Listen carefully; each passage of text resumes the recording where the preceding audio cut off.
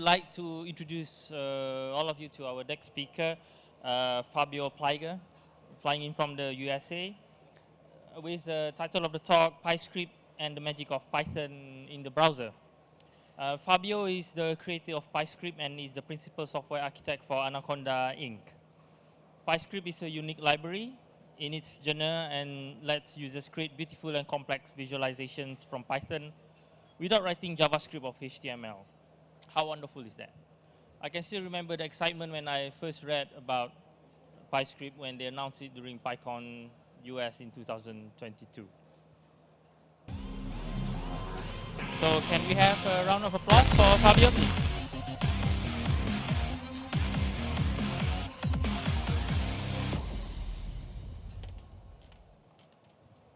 No.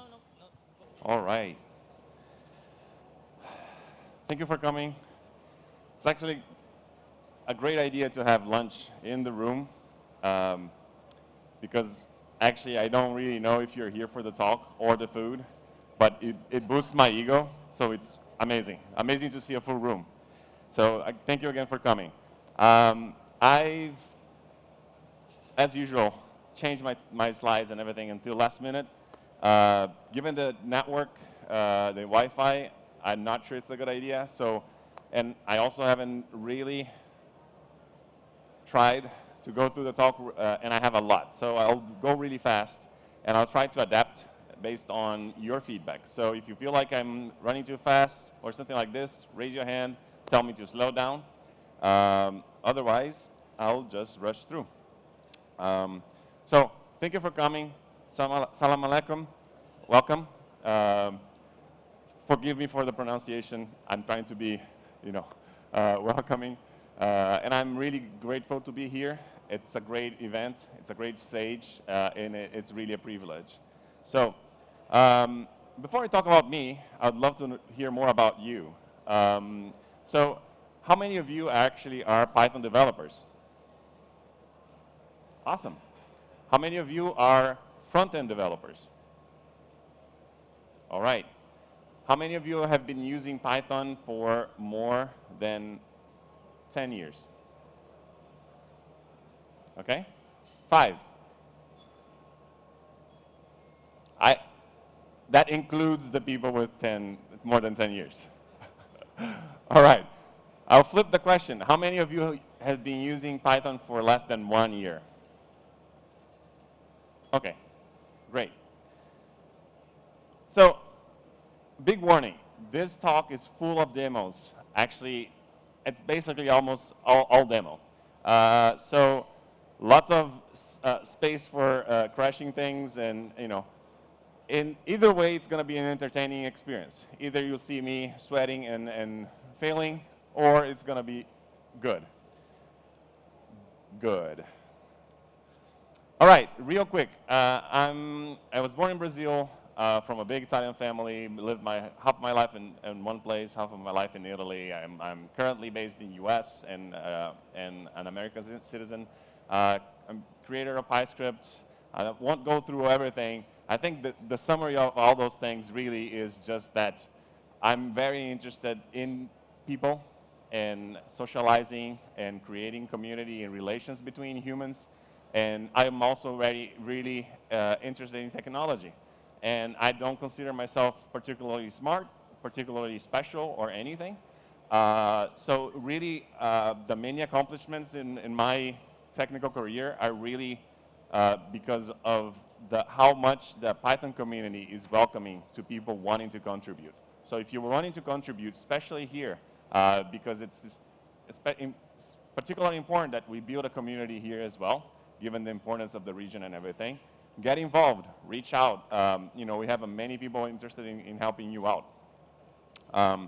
So actually, I'll go back real quick just to say one thing about the last item. I've been recently focusing my interest inside Anaconda. I forgot to say, I work for Anaconda. One of my main focus in Anaconda right now are PyScript, what we've been calling frictionless Python.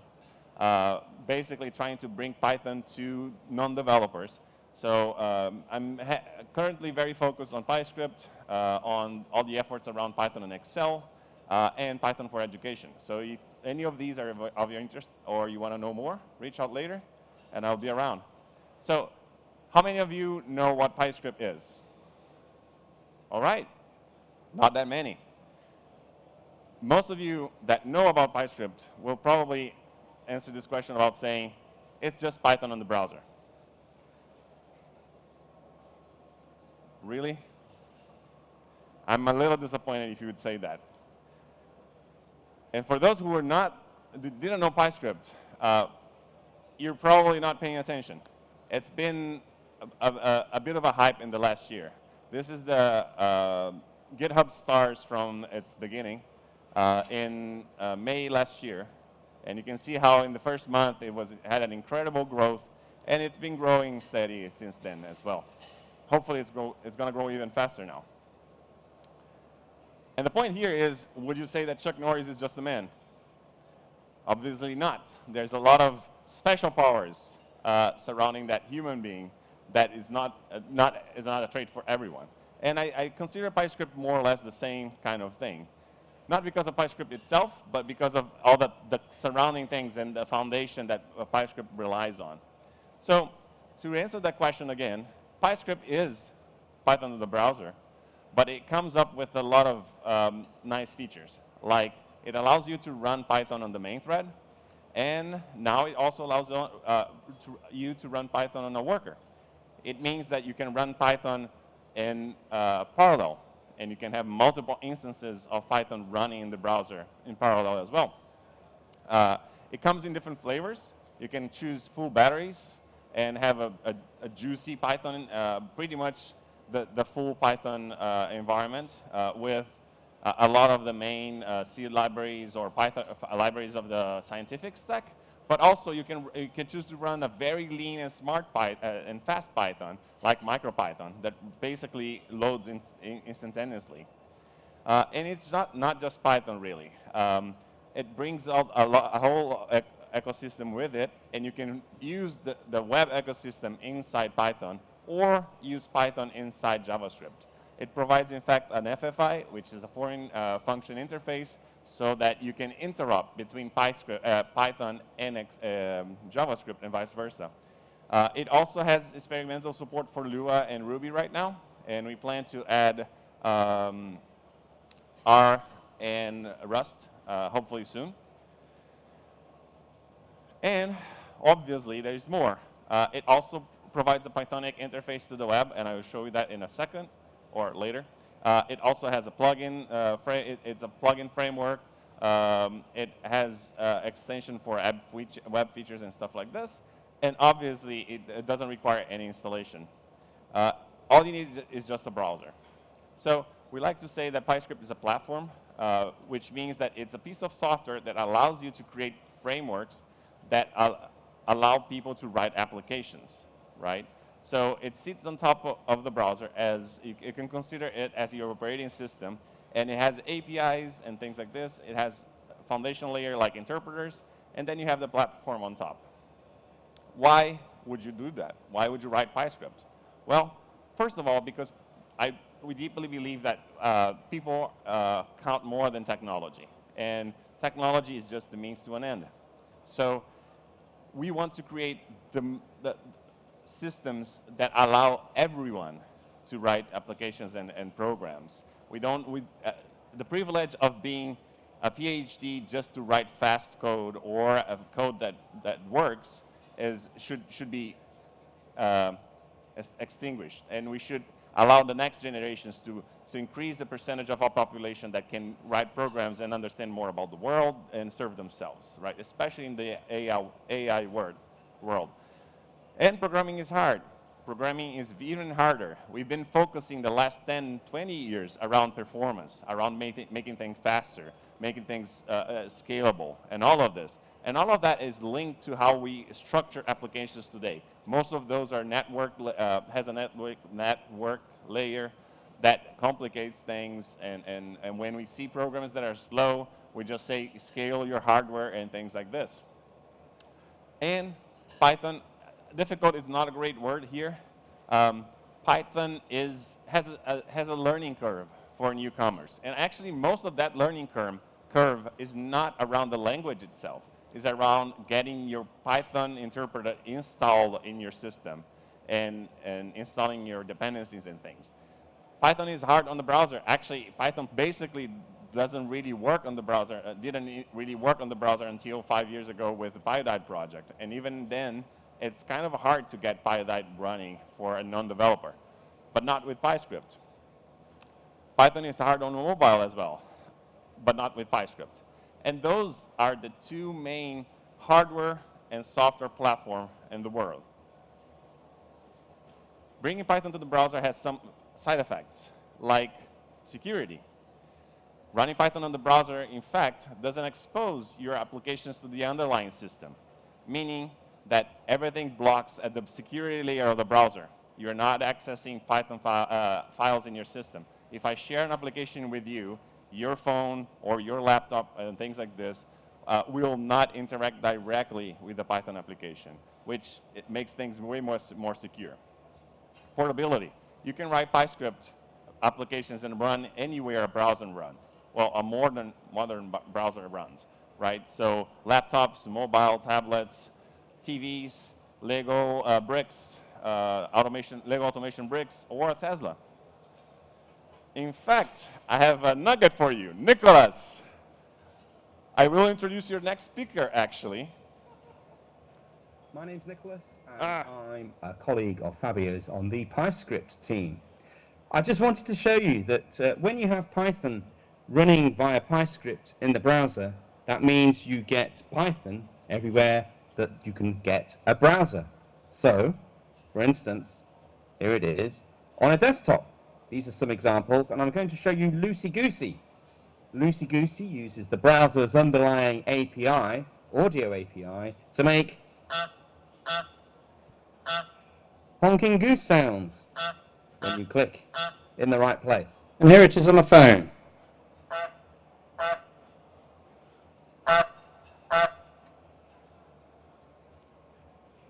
And here it is running on a Tesla.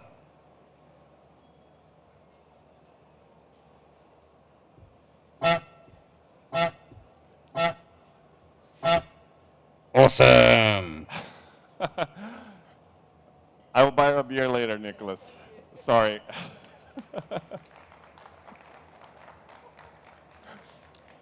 It also has scalability and flexibility side effects. In fact, when you run normal Python applications in your browser, they actually run on a server. And if you have 1,000 users and you're planning for 100 users, you have to scale your hardware. If you have 1 billion users, you have to scale your hardware and pay a lot of money. So if you write a PyScript application, actually each instance of that application runs on your user browser. It means it doesn't consume any resources on your server. So basically, it can scale forever if you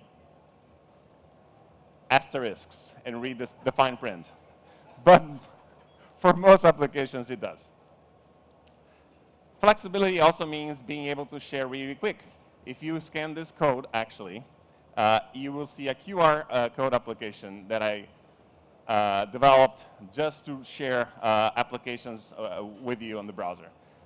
It runs on PyScript, and it allows you to generate any QR code. In fact, one of the things that I fail the most is sharing my slides and sharing my examples. So for this talk, almost every example and this talk as well are going to be shared with a QR code. Loading times. Yeah, loading times suck, to be honest, because you're trading the amount of time that you spend installing Python, building Python, packaging Python, with being able to download everything in instance. So it will take a few seconds to run heavy loaded applications, but you're trading the minutes or more that you are having to install Python in normal Python installations. That's also not so true because you can also choose MicroPython, and that will run instantly also on a mobile phone or low bandwidth networks and things like this. Also, the browser as an operating system has implications around it's a different OS. with a different file system? How do you upload files? How do you download files and things like this? We're working really hard to make things more seamless, and I'll show some examples. But we're not there yet. Also, the browser doesn't really fully work like an operating system. The concept of threads, processes, sockets, and things like this are not just a one-to-one comparison. But in the last few months, we made a lot of progress so that you can run things on Worker and basically do things like multiprocessing. I also have big news for you. In the last 3 months, we rewrote basically the whole core of PyScript. And now that we have architectured it, it's smaller. I think something like 95% smaller. Take that with a grain of salt, honestly. That's not a calculation that I did. And it's way faster as well. It supports web workers. It's pluggable by design. It supports I already mentioned about on the new interpreters. It has a new DOM API. It supports service workers, and we'll see an example really soon. It has a new terminal that replaces the REPL that we had before. And we'll be adding a REPL. REPL has been removed, and we will work on a more rich and full-feature REPL notebook-like type of feature in the next releases as well. So how do you TypeScript? How do you get started? Well, first, the best place to go to learn is PyScript.net, which is the front page of the open source project. Here you can find examples, try it out live without having to install anything on your computer, and actually being able to edit things on PyScript.com, which I'll be showing later. You can access documentation and things like this. So all you have to do really is just to add this header to your application, and it will basically import PyScript in your browser for you. The really easiest way to do new applications with PyScript is go to PyScript.com, and if we have time at the end, I will show you some examples and how it works. But how can you actually put it in practice and build cool things with it? Well, this presentation is built with PyScript, and it's actually running multiple interpreters. And this one actually is running on a worker and is updating the time real time. In fact, I want to show the code real quick. And this is the code for all my slides. It's just a markdown file. And the code for that example is just this. And after I had to import my PyScript module, all I need to do is to write a script and say run it on a worker. And voila, I can write Python and have it display directly in my page. This particular framework supports Markdown, so it's really cool that I can write my slides in Markdown and HTML and all of this. And I have a dynamic application. This one is the REPL. And you can scan if you want, and it should work on your phone. But this is the example I want to show. How many of you are familiar with the anti-gravity module in Python? All right, not that many. This is a nice nugget of the Python language. If I type Python on the normal prompt and say import anti-gravity, it will pop the browser and show the XKCD comics around Python making you fly. But because we are in a browser, we can do better. So if I do import anti-gravity, and I go and anti-gravity dot fly, fly, baby, fly. All right. Back to the presentation. Oh, this one. You can run panel on the browser. I will just show one of the two demos to make it faster because I'm running on time. So this is a Python application running panel on the browser with the specific data sets, and it's fully interactive. I can change my my plot combination and interact with it. Actually, that's not the best.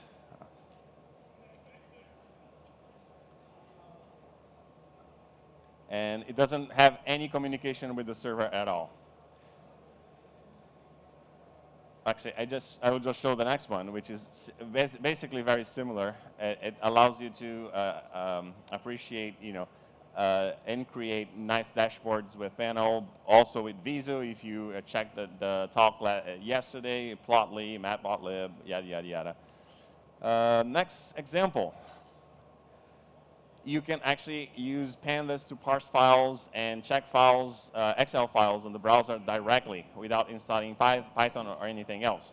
I'll skip this one just because it's not that nice looking. I was going to skip this one, but because I was asked about it yesterday at dinner, I'll show you that as well. Basically, SQLite is a really nice and cool small database. There's a port of SQLite for WASM, and so you can use actually SQLite on the browser. It's taking forever to load, so if you're on Netflix or downloading your stuff, hold your breath real quick. Actually, I will go to the next demo, and then I'll go back to this one. You can actually, I actually had it loaded. So if I do, I think I have a function called insert data. And if I pass it the cursor and a bunch of records like chow and execute, and then I select data, okay, hold on, and then I run select data, C. I should see chow many times because of my anxiety of not having typed it. So Star Wars, this example is actually showing a Python application showing the interaction between many characters in Star Wars in each different episode. The nice thing about this demo actually is that it's actually using D3. It's a JavaScript library, using it directly inside Python, which is really cool. I'll go with the next one. You can have access to the camera as well. So let's hope the network is nice with me.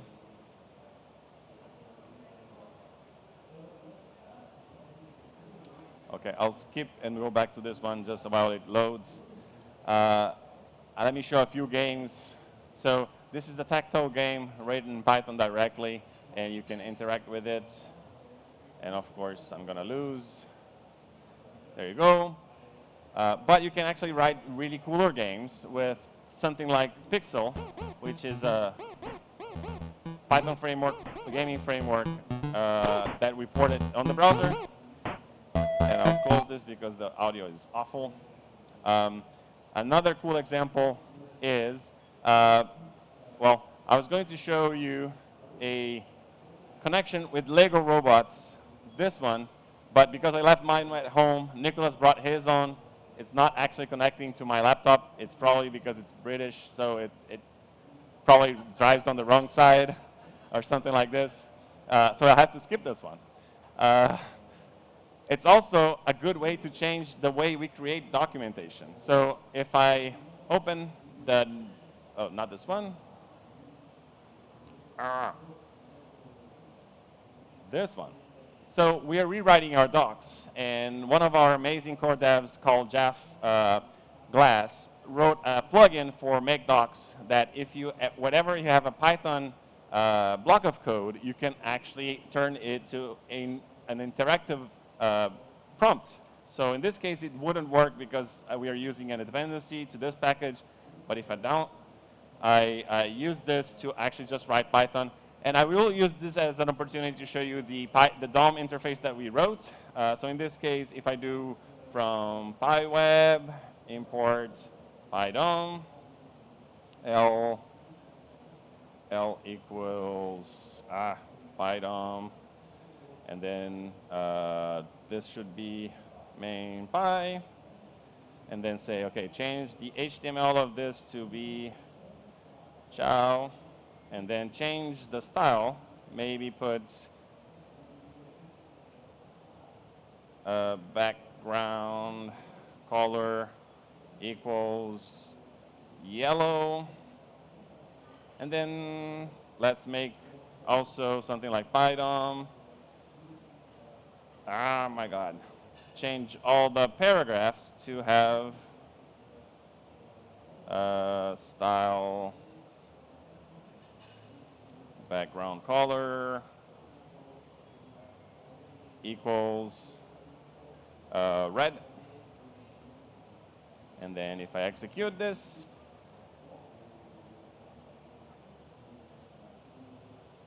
I'm not sure why it's not running. I probably made a mistake somewhere, but it should just work and change all the DOM directly. The new release, I just want to show real quick an example of MicroPython running. This is really fast. In fact, it already loaded, and this one has a translation to, in fact, you can see the difference between a MicroPython and the full Python interpreter in this one. Hi, everyone. Hi, friends. Let's have a heck of a party. And this, actually thanks to Nicholas who wrote this app, should translate to Piratish, our friends. Let's have a heck of a party. So, I'll skip the DOM API. This one is pretty cool, actually, too.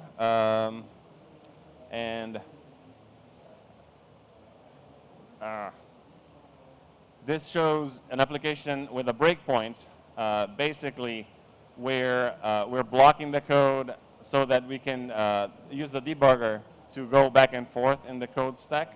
But because of Wi-Fi, it's not really loading. So skip this one or go back later. This one, actually, is the one that I promised to a friend. And we can run web frameworks inside the browser. In fact, we can actually run Fast API inside the browser without having a server. And PyScript has a CLI that is called PyScript CLI.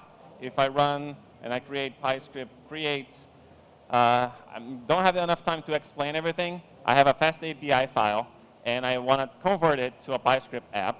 And it basically creates a new app for me. It takes care of the files in here. As you can see, if I cd into this, and then PyScript run on a different port, it will actually load the web worker. And go internet, go please. Okay, I'll actually let it load while I show you the last one, which I think is really important.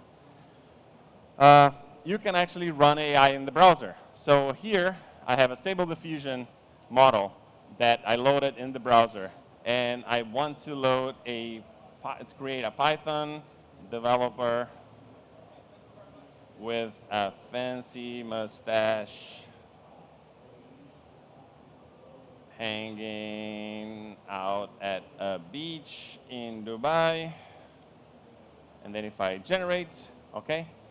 This usually takes a minute to generate. Luckily, this time I was smart enough and already preloaded the files, so it's just generating. And I'll see if it's still loading the worker. Believe me, it works. And if you can see later, I'll show the Fast API running directly. But because of time, I have 1 minute. I will skip this one and just close with saying, PyScript is 1 year old. It's evolving really fast, really fast, and it's production ready already. If you pin your versions and everything, we've been changing APIs and everything, but if you pin a version, you are definitely able to run it on the browser. I don't have time to show you pyscript.com, but I really encourage you to check it out. And with this, I really want to thank the team and thank everyone. And thank the whole community and everybody that got involved in this. Today, I also want to do a special thank you to my mom for enabling me for everything else. And thank you. And this is the link to the slides if you want to QR code it and check it out later. Thank you. Thank you very much, Fabio. I'm sorry we do not have any time for any questions. We need to move on to the next speaker, but you can always catch Fabio later.